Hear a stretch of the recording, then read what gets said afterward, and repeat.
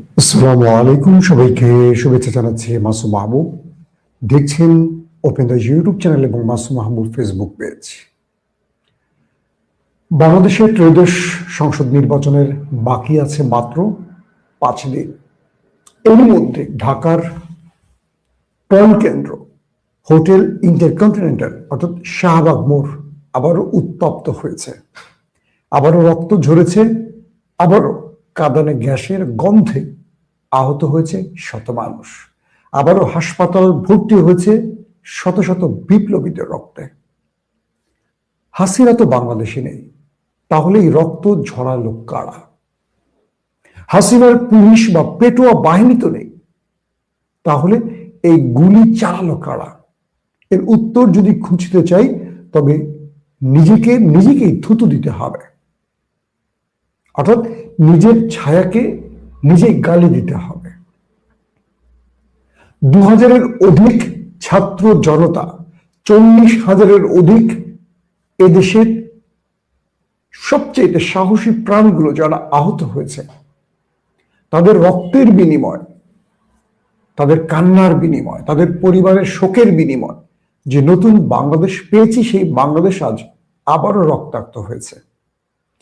শরীফ ওসমান হাদির মৃত্যুর পর কেবল একটি দাবি ছিল ইনকিলাব মঞ্চের, সেটি হলো বিচার।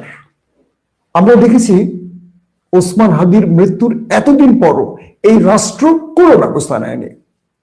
এই রাষ্ট্রের গোয়েন্দা সংস্থার অন্যতম একজন বিদেশে থাকা বা আত্মগোপনে থাকা একজন ব্যক্তি বলে দিচ্ছে কি হচ্ছে, আর রাষ্ট্র সেই বক্তব্যটি দিচ্ছে। আমরা দেখছি আমাদের কচুক্ষেতি এজেন্ট মিস্টার জোকার নাইন বিদেশে বসে বলে দিচ্ছে খুনি ভারতে চলে গেছে, আর আমাদের আইন শৃঙ্খলা বাহিনী বলছে খুনি বিদেশে চলে গেছে।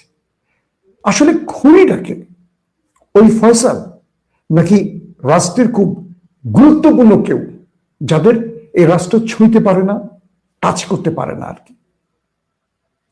প্রশ্ন জনতার অনেক। একটা তরতাজা প্রাণ প্রকাশ্যে রাজপথে গুলি খেয়ে মৃত্যুর কোলে ঢলে পড়লো একজন বিপ্লবী যারা এই দেশটাকে তৈরিতে প্রাণ দিল, তার বিচার হচ্ছে না বিপ্লব পরবর্তী বাংলাদেশে। এই লজ্জা কার? আমার, আপনার না আমাদের সবার? আমি মনে করি আমাদের সবার।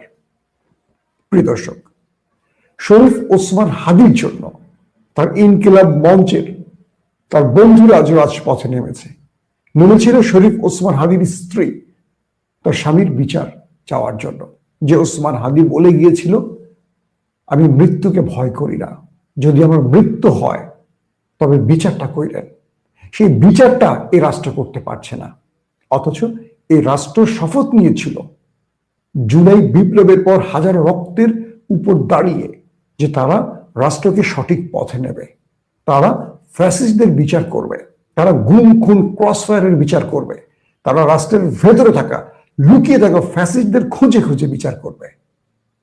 কিছু করেনি তারা, বরং এই রাষ্ট্র ক্ষমতা বিক্রি করছে, এই রাষ্ট্র ক্ষমতায় বসে লুটপাট করেছে, বিদেশে টাকার পাহাড় জমিয়েছে।